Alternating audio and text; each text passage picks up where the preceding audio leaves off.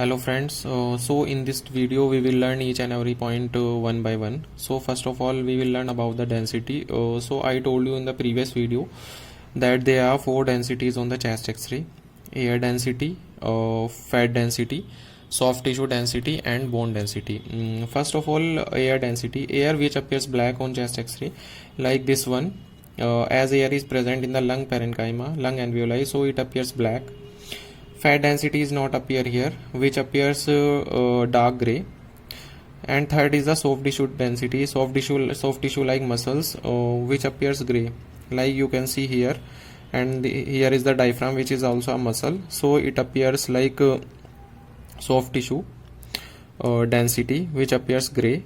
And fourth is the bone density. Bone appears opaque or white, like you can see the vertebral bodies and the ribs here, ribs and the clavicle, these all appears white. So these are the four densities which appears on the chest x-ray. Now second point is what are the normal structures you will see on the chest x-ray. So first of all, I told you in the previous video a mnemonic A, B, C, D and E. A stands for the airways, like trachea and bronchi. First of all, trachea. This is the trachea. This marking is for trachea, which is central in this x-ray. This is the right bronchi. This black area appear here is the trachea, or air which is present inside the trachea. This is the marking for left bronchus, left main bronchus.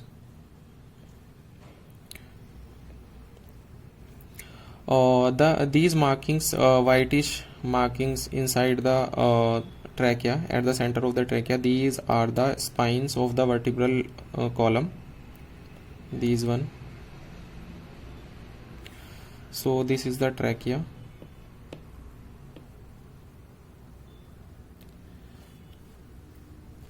And these are the spines.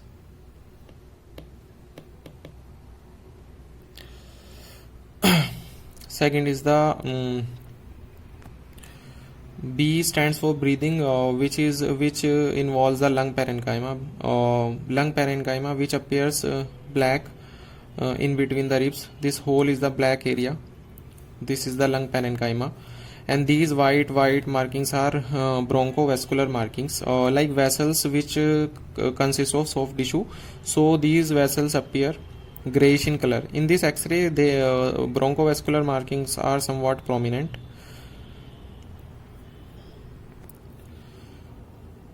This is lung parenchyma, it been in between the ribs.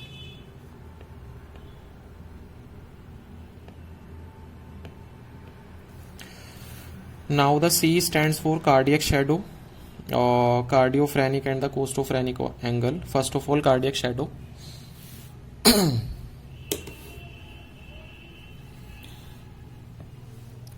This white opacity is the cardiac shadow.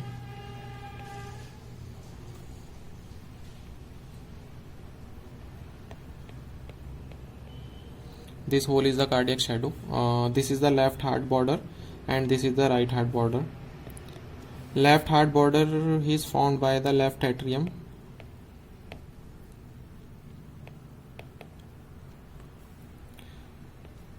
Left ventricle.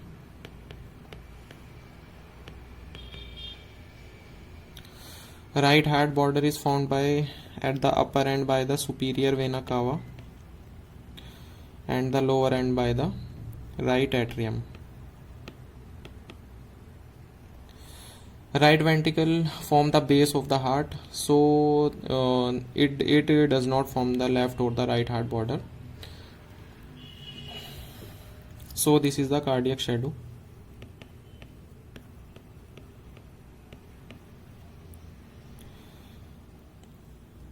Now what are the cardiophrenic and the costophrenic angle?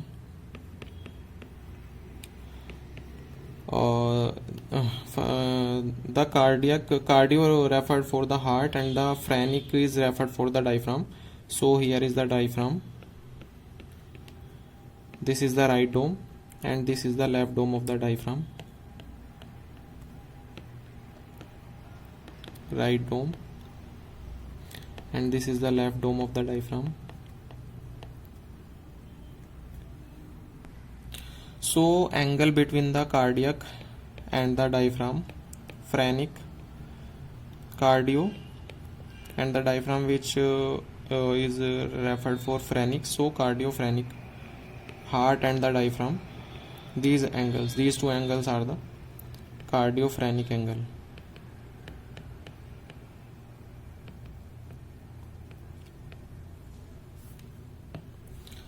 Now what stands for costophrenic? Costo stands for the rib and phrenic for the diaphragm. So angle here, this one and this one, these two angles referred for costophrenic angle.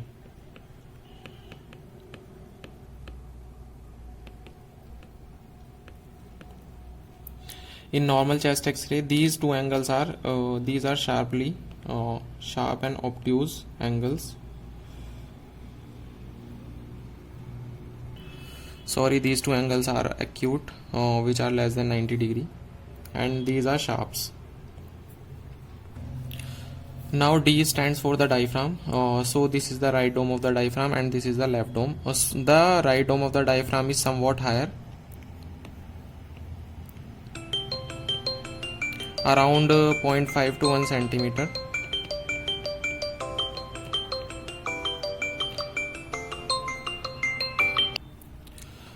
Below the right dome of diaphragm there is a lever, so it pushes the right dome of diaphragm somewhat upward. So right dome is around 0.5 to 1 centimeter above from the left dome of the diaphragm. Now E stands for extra appendages like ribs, clavicle. This one is the clavicle, the right, and this is left clavicle. These are the ribs. Now first of all we will see how will we identify the posterior end of the rib and anterior end of the rib. In PA chest film, the posterior end of the ribs reach up to the center. These are the posterior end of the ribs, and anterior end of the ribs are somewhat oblique. These